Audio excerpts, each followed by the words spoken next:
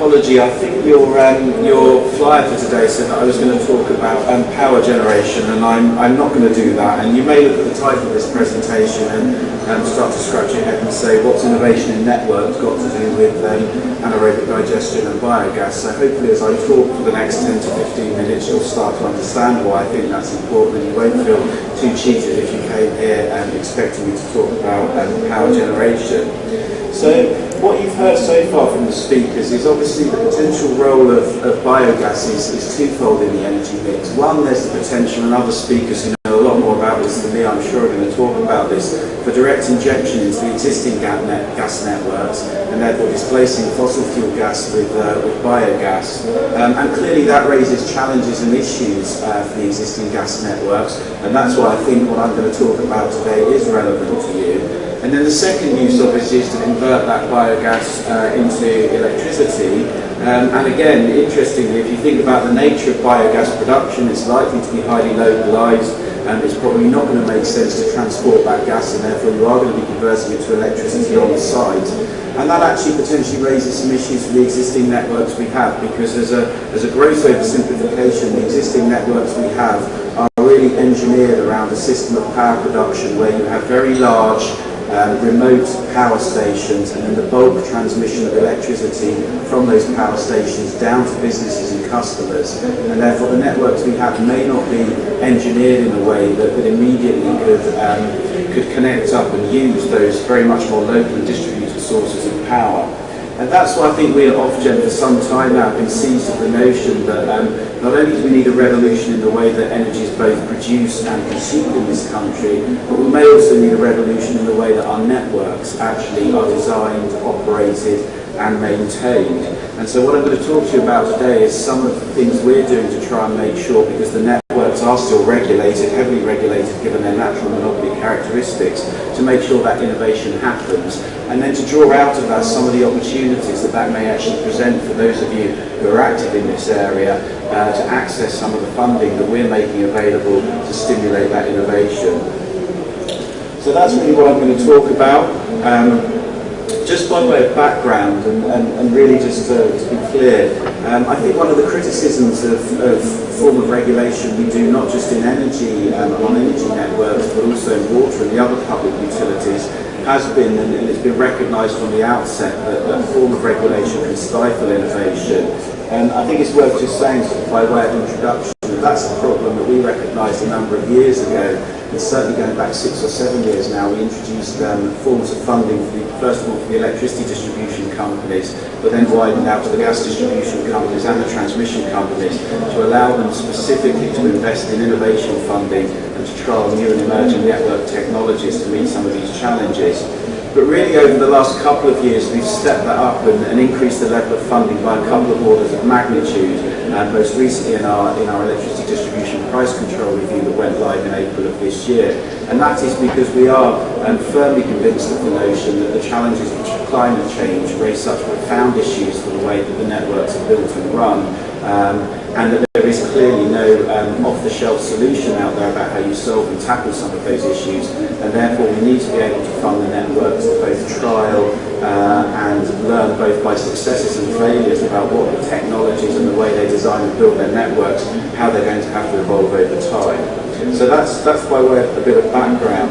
Now there's been a lot of talk about this idea of smarter grids, and this is relevant to you because, as I said, if you really are thinking about biogas as a source of local power generation, it's clear that at the moment, particularly on the distribution systems, we have what could be only described as dumb grids that basically rely on curb bottling to move electricity from the transmission system down to customers, and aren't really engineered in a way that could cope with lots of distributed generation. Customers who at times, if they're producing biogas, can be producers of electricity, but at other times may actually be consumers of electricity. So I think just by way of background to some of our thinking, as I've said, we are absolutely convinced of the need for change. What is clear, and this isn't just our view, it's the view of the network companies themselves, is, as I said, that it isn't clear yet what the technologies are that will make this transition and make it happen. And therefore we need to make sure that the network companies can fund trials on a sensible scale and innovate and trial some of these technologies so that we have the networks we'll need for the future. Now, perhaps the biggest statement of intent here from Ofgem is something that went live in April of this year. So we've taken £500 million of customers' money, and it is customers' money, there's no way of pretending it's coming from anywhere else, to create what we call the Low Carbon Network Fund.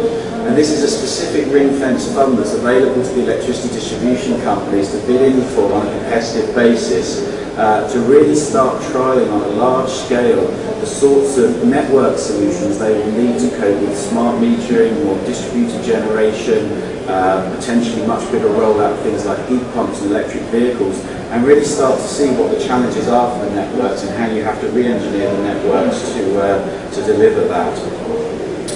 Now, the way we've divvied up the funding for this is there are 4 tiers. So tier 1 is an automatic allocation of money to each of the network companies, but really the vast chunk of the money, almost 60%, as I said, is delivered through a competitive bidding process. And basically there's an annual call to the distribution companies to come forward with proposals, and we've just had the first series of proposals from the distribution companies to basically bid in against the objectives of the fund with demonstrator projects. Now, this may be an area, although we've had the first 2 submissions in and you can view them on our website, this is something that we'll do every year for the next 5 years. So if you're interested in developing local biogas-backed power generation, and you're interested in working with your local distribution company to think about how they might integrate that onto their networks, there is an opportunity here. One of the key aspects we've highlighted in the fund is that it's absolutely vital that the distribution companies work with partner firms, and so if you go to a local distribution network company's website, you should find that there's reference to this and there's contact points. So if you want to talk to us about potentially participating in one of these bids, all of that information should be there, and we're really encouraging them, as I said, to partner with other people to think about how they can, as I said, meet the challenges that we face. So that's one opportunity. I mean, the second thing, which was part of the overall package, is I think a sense that the companies themselves admitted that because of their heritage and where they've come from, they weren't necessarily the easiest people to deal with in terms of if you simply want to get one of these projects connected up to a distribution system, is it relatively simple? Are there people at the distribution company who will actually help you in doing this and not tie you up in industry rules, processes, contracts? And we've put a lot of effort into really encouraging the distribution companies to be much more customer focused and actually to help this transition and actually help developers who are trying to do things rather than requiring the people to do all the work. So again, if you're not seeing that on the ground and that's not your experience if you're trying to get some of these projects off the ground, then please do come and see us and come and talk to me and my team, because we've made absolutely clear to the distribution companies and we've given them financial incentives to try and encourage them to do this, but that's the sort of behaviour we expect to see from them over the coming 5 years. The second thing I want to talk about, which widens this out, so that's the electricity distribution networks. If you're thinking about biogas as a source of power generation, is obviously the gas networks themselves and the issues around actual direct injection of biogas into the gas networks. Now, at the moment, we're doing something called RPI-X20, which is a fundamental review of the way we regulate all of our networks or energy networks in Britain. And I just wanted to highlight a couple of things there, and then as I come to conclude, I'll draw that through into what that might mean for people who are active in the edie and biogas field. So this is a root and branch review, and at the end of this month we'll be publishing our proposals, so how we propose to change the way that we regulate networks. And I couldn't possibly do this subject justice in the brief time we've got here, so I'm just going to highlight one or two areas. I think the first one I'd highlight is obviously that innovation funding, the 500 million low carbon network fund I talked about, only applied to electricity distribution systems. And I think we are convinced that we need to extend that innovation funding to go beyond the electricity distribution system and basically to cover all of the networks. So it is highly likely that when we do the next gas distribution price control review, we will have a significant step up in the level of funding available to the gas distribution companies to actually think about and trial and innovate in low carbon technologies. Now, an obvious one of them for gas distribution networks is biogas. So it's an opportunity for you there to begin to start going and talking to your local gas distribution company and thinking about ways that you can partner up with them with an idea that, as I said, this innovation funding of introducing electricity distribution will begin to become available on both the gas distribution and the gas transmission system. And the second thing I'd highlight is what I said about the electricity distribution companies. Obviously, we want all of the networks to do the same. So it may well be that much of the future in energy, if we're serious about low carbon, is more localised and it's not about big facilities. So it's really driving the industry to, and particularly the network companies, to be far more responsive at a local level to what their customers want, and to realise that their customers aren't just those people who actually use the fuel. Their customers may well be people who want to inject biogas locally on the network. So really trying to achieve that substantial level of culture change in the networks and make them much, much more responsive to all of the people who want to use their networks, and actually to be facilitators and enablers of new technology, and not perhaps as they've been characterised in the past as being a blockage to that, because when people come along with new ideas or new ways of doing things, making life difficult rather than trying to help them make that happen. So when's all this going to happen? This new way of regulating networks, as I said, we plan to publish our framework of how we're going to change things at the end of this month. We'll then consult on it over the summer. This will be the culmination of over 2 years of discussions and consultations. And then really the thing that matters to you is when's it actually going to happen on the ground. Well, our review of the gas distribution businesses and the electricity and gas transmission businesses has already commenced.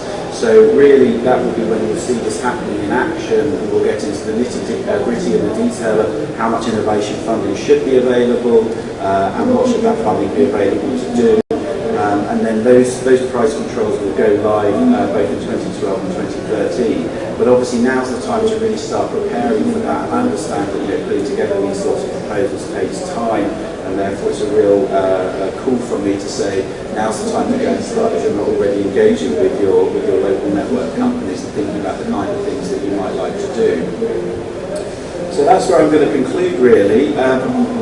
As I've said, what's all this got to do with biogas and anaerobic digestion? Well, a clear recognition from Ofgem, the regulator, that there need to be significant changes to the way that we currently deliver heat and electricity to reduce carbon emissions. And that is likely to lead to significant changes to the way that our networks are run and designed and built and invested in. But that's not all words from Ofgem. So as I said, there have been actions. The Low Carbon Networks Fund, which I said has put over £500 million of customers' money up and available for innovation funding, I think it's a substantial, bold movement, and reference was made to grants with work in changing our duties. I think this is a real example of how changing regulators' duties actually has an impact. I think part of the reason I'm a member of Ofgem's board was comfortable making that significant commitment was because we had a set of statutory duties that said that this was important, and I think we would have had similar ideas under the old statutory duties. Whether when we consulted our legal team they told us we were able to do this, then perhaps we would have had more challenge there. So I think this is a good example of how some of those changes that have been made to our duties actually lead to real practical actions in the way that we take decisions.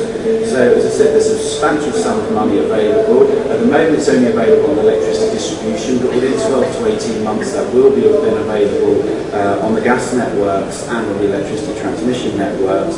And really that's an opportunity for you. So a lot of what you're going to hear today, I guess, is about how some of these technologies are untested or untested certainly in the UK.